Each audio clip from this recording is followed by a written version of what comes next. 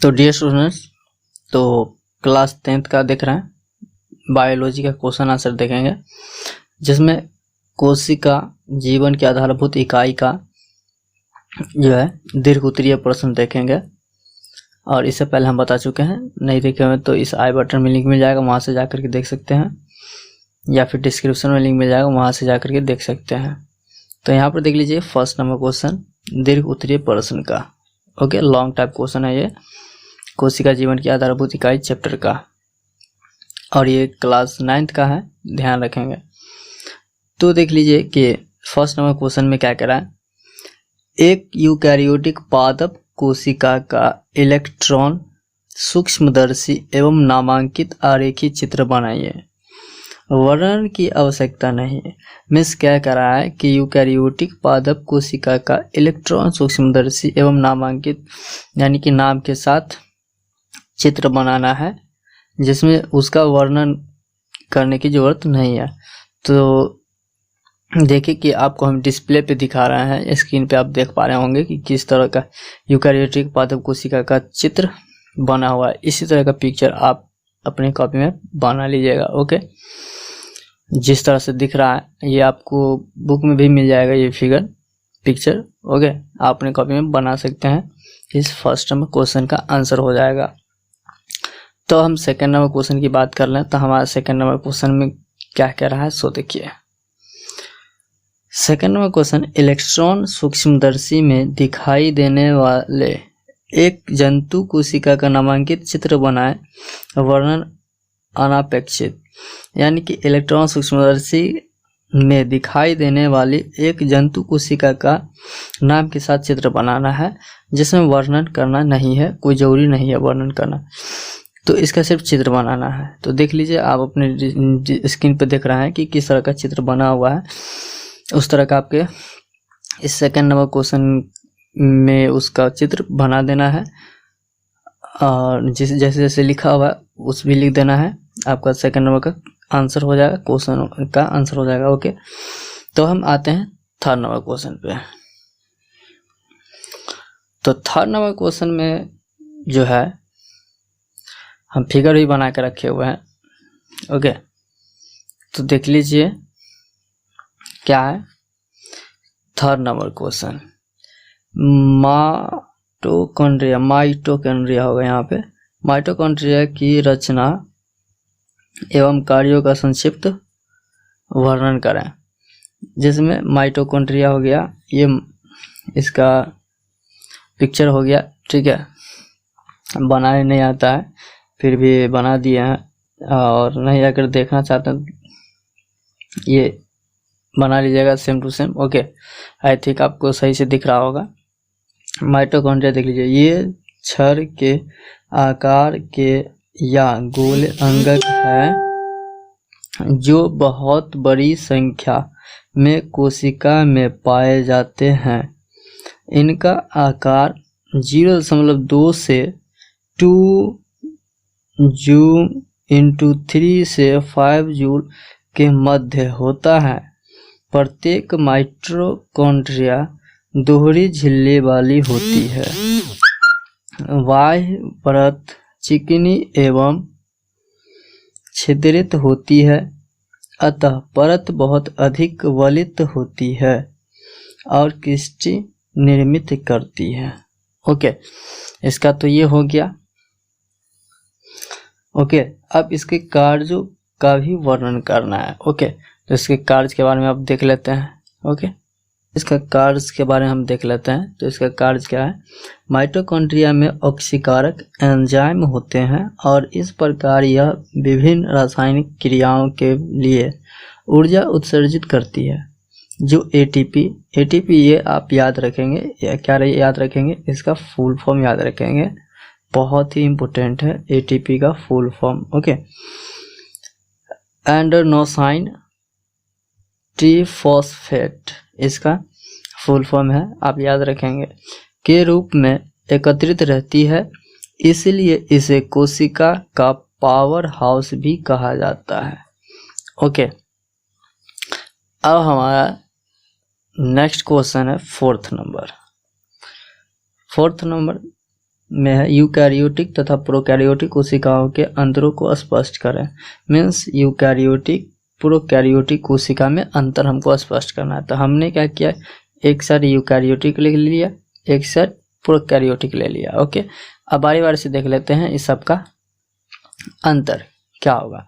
पहला अंतर यूकैरियोटिक कोशिका का, यह अर्ध कोशिका है, मीन्स ये आधा कोशिका है। ओके, इसका आकार प्रायः छोटा होता है और ये जो है यूकैरियोटिक कोशिका आधा है और इसका आकार छोटा होता है, जो कि 1 से लेकर 10 यूल तक अंत होता है। ओके, प्रोकैरियोटिक कोशिका की बात कर ले तो यह विकसित कोशिका है, मतलब कि ये आधा कोशिका था लेकिन ये विकसित कोशिका हमेशा विकास होते रहता है इस प्रोकैरियोटिक कोशिका का। इसका आकार प्रायः बड़ा होता है। ओके, सेकेंड नंबर की बात कर लें तो सेकेंड नंबर में है इसमें वास्तविक केंद्रक अनुपस्थित रहती है। इसमें वास्तविक केंद्रक अनुपस्थित रहती है, यानी नहीं रहती है। इसमें वास्तविक केंद्रक उपस्थित रहता है, किसमें, प्रोकैरियोटिक कोशिका में। ओके, अब हम अगले थर्ड नंबर पॉइंट की बात कर लें। इसमें केवल एक क्रोमोसोम पाया जाता है, इसमें अनेकों क्रोमोसोम पाया जाता है। यूकैरियोटिक कोशिका में केवल और केवल एक ही क्रोमोसोम पाया जाता है, लेकिन प्रोकैरियोटिक कोशिका में बहुत सारे क्रोमोसोम पाए जाते हैं। फोर्थ नंबर की बात करें तो इसमें केंद्रक का नहीं पाया जाता, यानी कि यूकैरियोटिक कोशिका में जो है केंद्रक नहीं पाया जाता है, लेकिन प्रोकैरियोटिक कोशिका में केंद्रक पाया जाता है। अब जो 5 नंबर की बात कर लें तो 5 नंबर है इसमें क्लोरोप्लास्ट नहीं पाया जाता है, यानी कि इसमें यूकैरियोटिक कोशिका में क्लोरोप्लास्ट नहीं पाया जाता है। इसमें क्लोरोप्लास्ट पादप कोशिकाओं में पाया जाता है, यानी कि प्रोकैरियोटिक कोशिका में जो है क्लोरोप्लास्ट पाया जाता है। 6 नंबर की बात कर ले तो इसमें हो जाएगा इसमें कोशिका विभाजन विखंडन या मुकुलन द्वारा होता है। इसमें कोशिका विभाजन माइटोसिस या मियोसिस द्वारा होता है, यानी यूकैरियोटिक कोशिका में जो कोशिका का विभाजन होता है, विखंडन होता है, वो मुकुलन के द्वारा होता है। और ठीक उसी तरह प्रोकैरियोटिक कोशिका में जो है कोशिका का विभाजन होता है वो माइटोसिस या फिर मियोसिस के द्वारा होता है। ओके, तो अब हम 5 नंबर क्वेश्चन पे आ चुके हैं। 5 नंबर क्वेश्चन में कह रहा है क्रोमोसोम की संरचना को सचित्र समझाएं। मतलब कि क्रोमोसोम जो है, क्रोमोसोम की संरचना को क्या करना है, चित्र के साथ हमको क्या करना है, समझाना है। ओके, चित्र के साथ हमें समझाना है। तो ये हो गया क्रोमोसोम का चित्र, ये हो गया क्रोमोसोम का चित्र। तो वैसे तो बनाने नहीं आता, फिर भी हम कोशिश किए हैं बनाने का, और इसमें समझ में नहीं आ रहा है तो फिर हम आपको एक यहाँ पे दिख रहा होगा, पिक्चर दिख रहा होगा, वहाँ से आप जाकर क्या कर सकते हैं, इसको बना सकते हैं, लिख सकते हैं, आपके बुक में भी मिल जाएगा। ठीक है, तो देख लीजिए। अब उसके बाद जो है यहाँ पे क्रोमोसोम की समझाना है। तो देखिए, क्रोमोसोम एक सामान्य कोशिका के केंद्रक में महीन, लंबे तथा अत्यधिक कुंडलित धागे के रूप में दिखते हैं। कोशिका विभाजन के समय ये स्पष्ट रूप से दिखाई देते हैं। क्रोमोसोम बेलनाकार होते हैं। क्रोमोसोम का सबसे बाहरी आवरण पेलिकल कहलाता है। क्या कहलाता है? पेलिकल कहलाता है। ओके,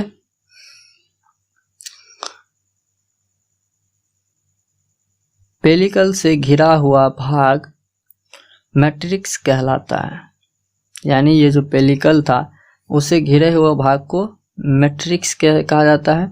मैट्रिक्स में क्रोमोसोम की पूरी लंबाई में 2 समानांतर कुंडलित धागे के समान रचना होती है, जो कि आप ये देख रहे हैं 1 2, ये 2 धागे की तरह बना हुआ है। ठीक है, जो बराबर है, जो अर्ध गुणसूत्र या क्रोमैटिड्स कहलाते हैं। जो ये क्या होता है कि ये अर्ध गुणसूत्र कहलाते हैं, ये जो धागे की तरह बना हुआ है डबल डबल। ओके, यह क्रोमैटिड्स कहते हैं। प्रत्येक क्रोमैटिड्स में 2 या 2 से अधिक अत्यंत महीन कुंडलित धागे के समान रचनाएं होती है, जिन्हें क्रोमोनीमेटा कहते हैं। क्या कहते हैं? क्रोमोनीमेटा कहते हैं। सभी जीवों की कोशिकाओं के केंद्रक में पाए जाने वाले क्रोमोसोम की संख्या निश्चित होती है, जिसे मानव ऊपर कर दे रहा हूँ थोड़ा, जिससे इसको फिर से पढ़ना है। सभी जीवों की कोशिकाओं के केंद्रक में पाए जाने वाले क्रोमोसोम की संख्या निश्चित होती है। जैसे मानव शरीर की कोशिकाओं में 46 क्रोमोसोम पाए जाते हैं। ड्रोसोफिला की कोशिकाओं में 8 क्रोमोसोम पाए जाते हैं। वही मकई के पौधों में कोशिकाओं की संख्या 20 क्रोमोसोम पाए जाते हैं। इत्यादि और भी बहुत सारे हैं जिसमें पाए जाते हैं।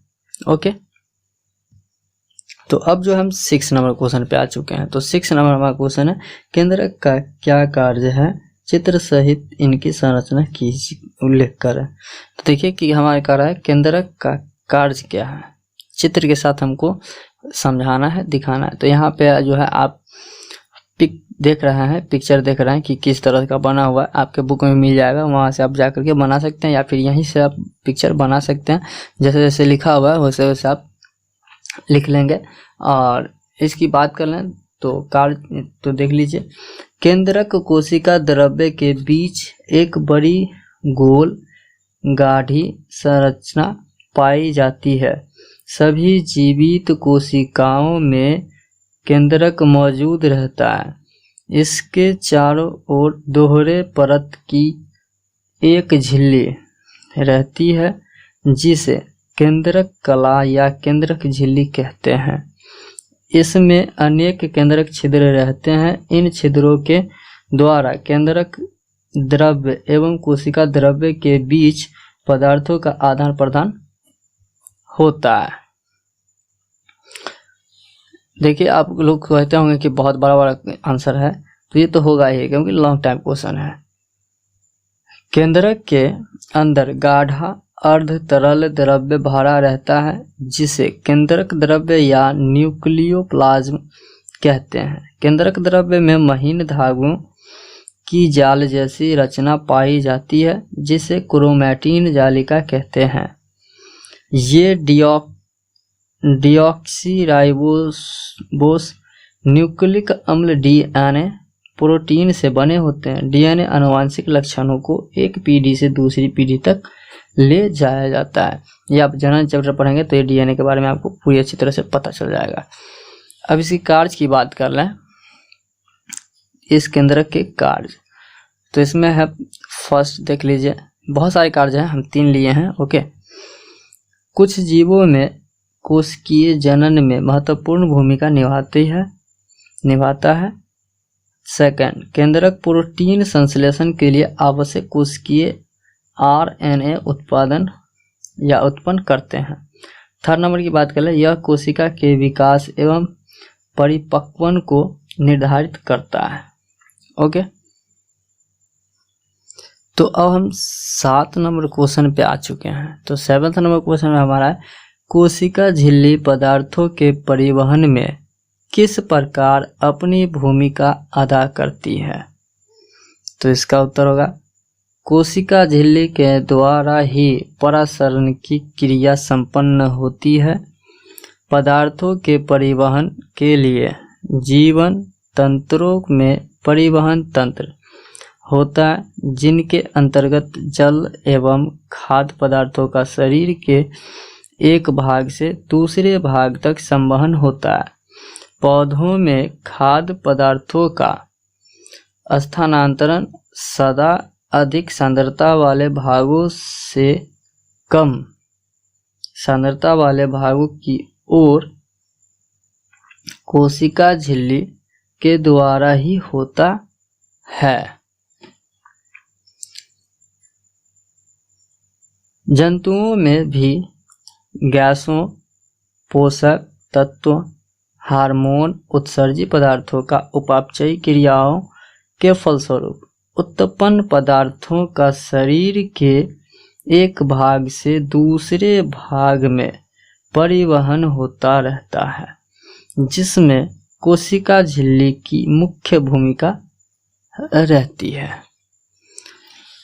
तो अगर अब हम अगले क्वेश्चन की बात कर लें, 8 नंबर, एंड ये लास्ट क्वेश्चन है, अल्प पराश्री समपराश्री तथा अतिप्रासरी विलयनों में किसी जीवित कोशिका की बारी बारी से डाला जाए तो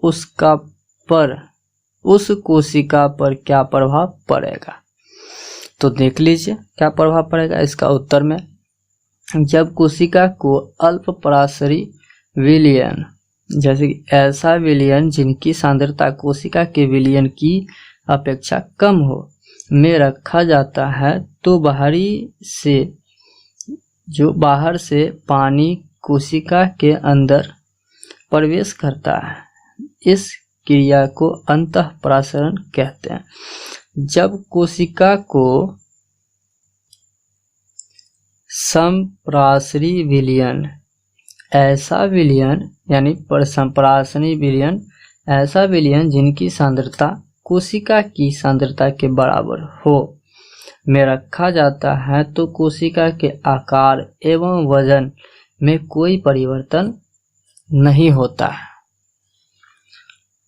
जब कोशिका को अतिप्रासरी विलयन यानी ऐसा विलयन जिनकी सांद्रता कोशिका के विलयन की तुलना में अधिक होती है, में रखा जाता है, तब कोशिका के अंदर से जल निकालकर बाहरी विलयन में प्रवेश करता है। इस प्रक्रिया को बहिःप्रासरण कहते हैं या फिर अतिप्रासरी विलयन कहते हैं। ओके, तो ये हमारा हो गया खत्म, द एंड। मीन्स हमारा ये जो चैप्टर चल रहा था क्लास 9th का बायोलॉजी का, ये हमारा ख़त्म हो चुका है। अब हम अगले चैप्टर में बात करेंगे। ओके, तो आज के लिए इतना ही। हमारे चैनल को सब्सक्राइब नहीं किया तो सब्सक्राइब कर लीजिए और बेल आइकन को भी दबा लीजिए ताकि इसी तरह का वीडियो आपको मिलता रहे। और मन में आपके कोई भी डाउट होता है या फिर कोई प्रश्न है तो फिर आप हमें कमेंट करके बता सकते हैं। और ये वीडियो पसंद आया तो प्लीज़ इस वीडियो को लाइक कर दीजिए, अपने दोस्तों में भी शेयर कर दीजिए। तो आज के लिए दैट्स